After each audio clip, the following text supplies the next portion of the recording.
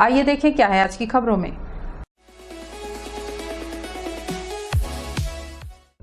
SSL Kusmunda खदान में बुधवार की सुबह खदान से लगे ग्राम पड़निया के सैकड़ों ग्रामीणों ने अपनी विभिन्न समस्याओं को लेकर प्रबंधन के खिलाफ मोर्चा खोल दिया।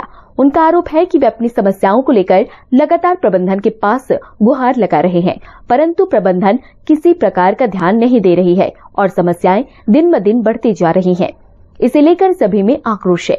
ग्रामीणों ने बताया कि वे अपनी समस्याओं को लेकर जिला प्रशासन को भी पत्र सौंप चुके हैं, लेकिन आज पर्यंत तक कोई ध्यान नहीं दिया गया है।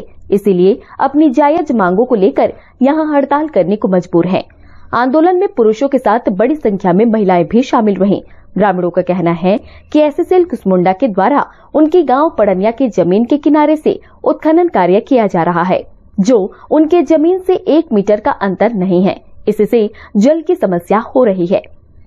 प्रबंधन रोज ब्लास्टिंग करा रहा है, उससे उनकी घर की दीवारें एवं छत में दरार पड़ रही है, सीट टूट फूट रहा है, हमेशा खतरा बना रहता है। उत्खनन के कारण धूल डस्ट प्रदूषण से उनकी जमीन बंजर हो गई है, कोई भी फसल की पैदावार भी नहीं हो पा रही है। साथ ही स्वास्थ्य संबंधी समस्या भी उत्पन्न हो रही है। पड़निया में 2009-10 से एसएसएल ने जमीन संबंधी स्टे लगाया है, जिससे उन्हें किसी भी प्रकार का लाभ नहीं हो रहा है। इस कारण तत्काल स्टे हटाया जाए। ग्रामीणों के आंदोलन के कारण कामकाज बाधित रहा। कुसमुंडा खदान में लगातार पिछले कई दिनों से हड़ताल का दौर चल रहा है, जिससे लगातार उत्पादन प्रभावित हो रहा है। धूल डस्ट के कारण न तो हमारे खेत बाड़ी में धान हुआ थे न साग सब्जी हुआ थे, ओकर हम लोग नुकसान हुए। पानी के स्रोत बहुत नीचे चले गए हैं। हम एसएसएल से पानी से मांग करे हैं कि हम तालाब वायरिंग करवा दे, हमें जल स्तर पानी भर दे तो हमें जल स्तर ऊपर आ जाए। हमारा समस्या मेन समस्या है ब्लास्टिंग और प्रदूषण, जो कि हमारे गांव में इतना जोर से ब्लास्टिंग होते है कि पूरा छत फट गए है और का कहते जो दीवार है वह फिट गए है, लेकिन एसीसीएल लेकर बारे में कोई भी नहीं करा थे। आज मान ली जाए कोई जन हानि भी हो थे तो एसीसीएल लेकर कोई भी ध्यान नहीं देते, बल्कि आश्वासन दे थे कि प्लास्टर करवाओ, सीट देवो, बस इतने आश्वासन दे थे। का पता जन हानि हुई तो का जान के बदले एसीसीएल जान दे ही, वो एसीसीएल से हम जवाब मांगत हन। अब इतना प्रदूषण है कि धनिया पत्ती से लेके हमारे अनाज जो फसल खेत में होते वो बिल्कुल भी होते नहीं है। जे खेत में 20 क्विंटल धान होते, आज वो खेत में 5 क्विंटल धान की उपज नहीं हो पा। एसीसीएल के अधिकारी बार आते हैं और चर्चा भी करते, लेकिन ओमन द्वारा हम संतुष्ट नहीं है। कागज के ओमन तो बार आश्वासन ही देखे जाते है ना, कोई ओमन के तरफ से बढ़िया जवाब नहीं मिला थे हमरा संतुष्ट, जिससे हम ग्रामवासी संतुष्ट हो पाए। हम जब तक हमार मांग पूरा नहीं होही तब तक हम हड़ताल में रहबो कहा, सब ग्रामवासी रहबो कहा, चाहे भूख क्यों न मरना पड़े यहाँ। नमस्ते कोरबा न्यूज के लिए संतोष अग्रवाल के साथ अजय अग्रवाल की रिपोर्ट।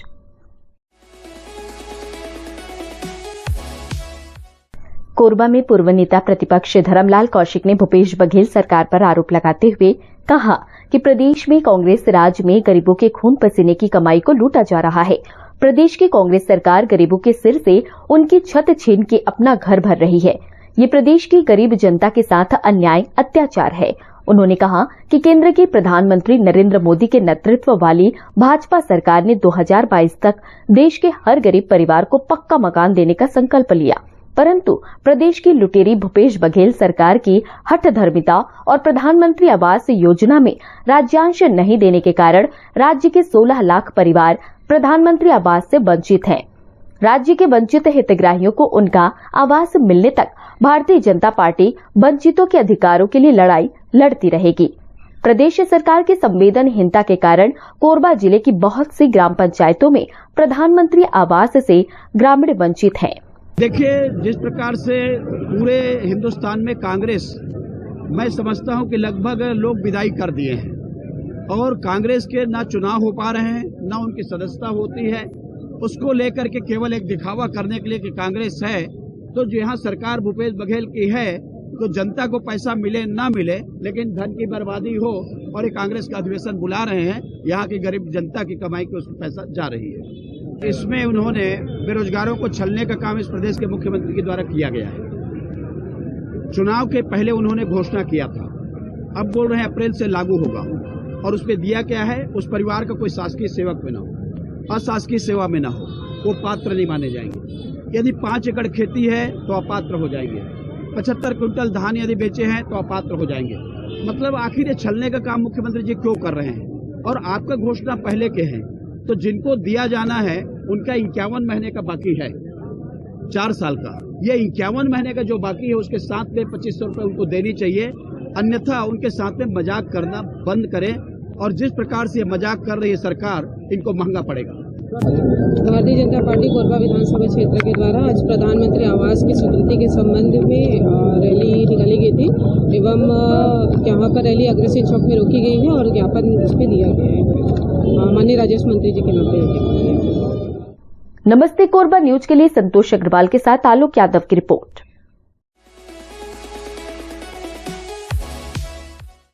कोरबा के मेडिकल कॉलेज जिला अस्पताल में भर्ती मरीज को कालातीत ड्रिप लगाए जाने के मामले को अस्पताल प्रबंधन ने काफी गंभीरता से लिया है और कार्रवाई करते हुए संबंधित नर्स को विभागीय कार्यालय में अटैच करने के साथ ही उसे शो कॉज नोटिस जारी किया है। इस मामले में स्टोर इंचार्ज की लापरवाही भी उजागर हुई है, जिसकी जांच करने की बात प्रबंधन ने कही है। गौरतलब है कि शहर में रहने वाली एक बुजुर्ग महिला को अस्पताल में भर्ती कराया गया था, जहां ड्यूटी पर तैनात एक नर्स द्वारा उसे एक्सपायरी ड्रिप लगा दी गई। परिजनों की नजर पड़ने पर उन्होंने ड्यूटी पर तैनात चिकित्सा अधिकारियों को सूचना दी, जिसके बाद आनन फानन में ड्रिप को बदल दिया गया। अगर समय रहते ड्रिप को नहीं बदला जाता तो कुछ भी हो सकता था। को शाम को पता चला था, आज से 2 दिन पहले इमीडिएटली मैंने उसके ऊपर संज्ञान लेते हुए सिस्टर को ऑफिस अटैच कर दिया था और उस शो कॉज नोटिस इश्यू किया है। जैसे जवाब प्राप्त होता है तो उसके तत्परान उसके ऊपर में शास्ति दी जाएगी। ये सिस्टर के कहने अनुसार सिस्टर ने अपना बयान दिया था कि वो स्टोर से, तो मतलब उसके पास में स्टोर में, उसी के स्टोर में था, मतलब सिस्टर के अपने लोकल स्टोर में था वार्ड के, और वो एक्चुअली वो मिक्सअप हो गया था एक्सीडेंटली। मिक्सअप नहीं होना चाहिए, उसको डिस्कार्ड करने के लिए वो रखी थी। अब रखने के फलस्वरूप ये हुआ था कि नया स्टॉक आया था तो उसके साथ वो मिक्सअप हो गया था। वो मिक्सअप होने में रिफ्लेक्सली उसके हाथ से वो लग गया, वो अदरवाइज वो डिस्कार्ड होने के इसमें था वो, लेकिन वो किन्हीं कारणों से और एक्सीडेंटली लग गया कहना चाहिए। ठीक है, लग गया भूल है। मेडिकल कॉलेज जैसे बड़े चिकित्सकीय संस्थान में एक्सपायरी ड्रिप लगाने का मामला बेहद गंभीर है। इस घटना से सबक लेते हुए प्रबंधन को जरूरी कदम उठाने की जरूरत है, ताकि भविष्य में इस तरह की लापरवाही सामने न आ सके।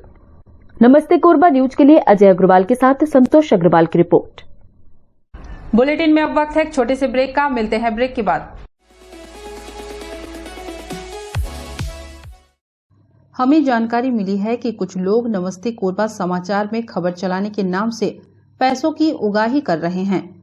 आप सभी से अनुरोध है कि खबर चलाने के नाम से अगर कोई आपसे पैसों की मांग करता है तो आप अपने संबंधित थाना क्षेत्र में उस व्यक्ति की शिकायत करें।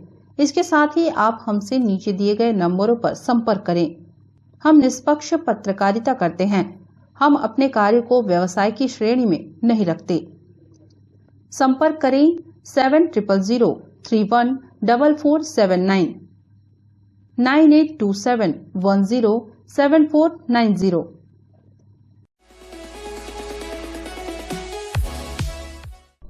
युवा कांग्रेस जिला कोरबा द्वारा युवा कांग्रेस जिला महामंत्री मधुसूदन दास के नेतृत्व में ईडी के द्वारा छत्तीसगढ़ में द्वेषपूर्ण भावना से किए जा रहे कार्रवाई के विरोध में जमकर नारेबाजी करते हुए गुरसिया चौक में ईडी एवं नरेंद्र मोदी का पुतला दहन कर विरोध दर्ज करवाया गया एवं किए जा रहे कार्रवाई का विरोध किया गया। इस अवसर पर युवा कांग्रेस महामंत्री मधुसूदन दास ने कहा कि भारत जोड़ो यात्रा की सफलता को देखकर केंद्र में बैठी बीजेपी सरकार डर गई है। इसके अलावा छत्तीसगढ़ सरकार द्वारा किए जा रहे विकास के कार्य उनको पसंद नहीं आ रहा है। इसी कारण से यहां पर केंद्र की बीजेपी सरकार द्वारा द्वेषपूर्ण भावना से ओतप्रोत होकर कांग्रेस के वरिष्ठ पदाधिकारी विधायकों के यहां ईडी का उपयोग करके परेशान करने का काम किया जा रहा है। छत्तीसगढ़ सरकार के विकासशील कार्य को देख बीजेपी सरकार घबरा गई है। इसी का बदला लेने के उद्देश्य से ये सब कृत्य किया जा रहा है। कांग्रेस पार्टी जिंदाबाद जिंदाबाद जिंदाबाद, ईडी प्रशासन मुर्दाबाद मुर्दाबाद मुर्दाबाद, नरेंद्र मोदी जैसा कि हम लोग देखे हैं कि केंद्र सरकार के जो मोदी है वो अपने एक वफादार कुत्ते के तौर पर यहाँ पर ईडी को उपयोग कर रही है और लगातार जो छत्तीसगढ़ के जो हमारे नेता है और भूपेश बघेल जी के विकासशील जो छवि है, विकास वाली जो छवि है, उस छवि को दुरुपयोग धूमिल करने के उद्देश्य से उनके द्वारा जो ये कार्य किया जा रहा है और लगातार हमारे जैसे कि विधायक है देवेंद्र यादव जी हो गए, हमारे पार्टी के कोषाध्यक्ष हो गए, उनके ऊपर जो छापामारी कार्रवाई की जा रही है ये पूर्णतः गलत है और हम इस चीज का पुरजोर विरोध करते हैं। और उसी के चलते आज यहाँ पर गुरसिया में हमारे द्वारा पुतला दहन किया गया, जिसमें नरेंद्र मोदी जी का और ईडी का दोनों का पुतला हमारे द्वारा दहन किया गया। नमस्ते कोरबा न्यूज के लिए अजय अग्रवाल की रिपोर्ट।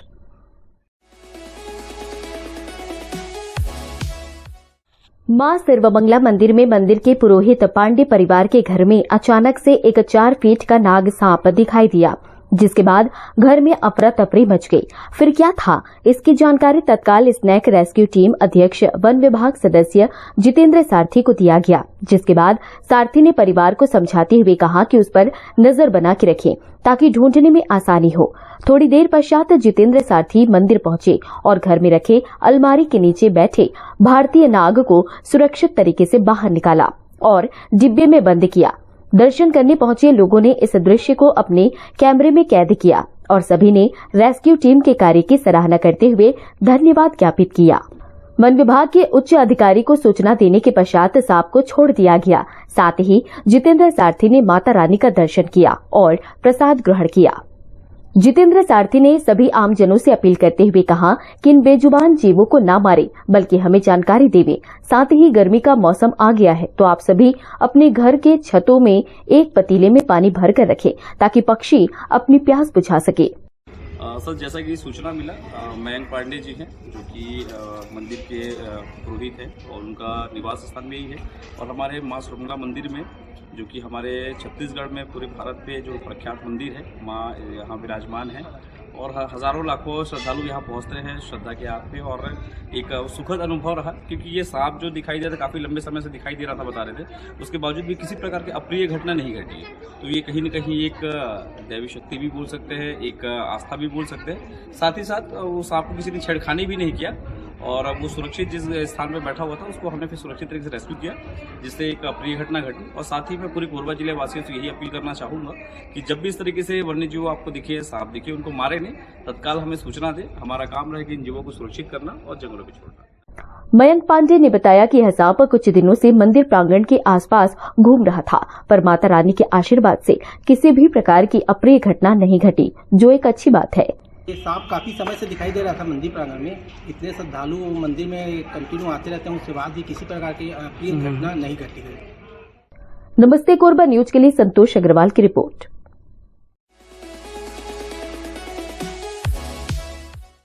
जिले में मंगलवार की शाम एक बड़ा हादसा हो गया। खड़े ट्रेलर से बस जा भिड़ी और यात्रियों में चीख पुकार मच गई। हादसे में आधा दर्जन से अधिक यात्रियों की चोटिल होने की खबर है। यह घटना मंगलवार शाम लगभग 5:45 पसान थाना अंतर्गत बैरा पुल के आगे हुई। जानकारी के मुताबिक जयश्री सर्विस की बस क्रमांक CG4 C77867 कटघोरा से पेंड्रा रोड जा रही थी।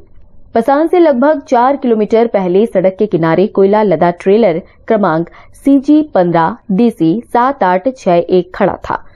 बताया जा रहा है कि बस इसी रास्ते से गुजर रही थी कि ऐन वक्त पर सामने से एक ट्रक आता नजर आया और दोनों वाहनों की रफ्तार तेज थी। बस के चालक ने ट्रक से बचने के लिए स्टीयरिंग घुमा दिया और इसके साथ ही तेज रफ्तार बस खड़े ट्रेलर के डाला से जा भिड़ी। हेल्पर की साइड में ट्रेलर से बस के टकराते ही यात्रियों में चीख पुकार मच गई। इस हादसे में आधा दर्जन से अधिक महिला और पुरुष यात्री चोटिल हुए हैं। सूचना मिलते ही डायल 112, संजीवनी 108 और पसान थाना से ASI व स्टाफ ने मौके पर पहुंचकर आवश्यक राहत कार्य ग्रामीणों की मदद से शुरू किया। घायलों को सामुदायिक स्वास्थ्य केंद्र में भर्ती कराया गया है। पुलिस ने दुर्घटनाग्रस्त और दुर्घटना कारित दोनों वाहनों को जब्त कर लिया है। नमस्ते कोरबा न्यूज के लिए अजय अग्रवाल के साथ रामकुमार यादव की रिपोर्ट। न्यूज के इस बुलेटिन में बस इतना ही। न्यूज अपडेट के लिए जुड़े रहें हमारे YouTube channel, Facebook, Telegram, Instagram, Twitter को सब्सक्राइब, लाइक, कमेंट करना ना भूलें। नमस्कार।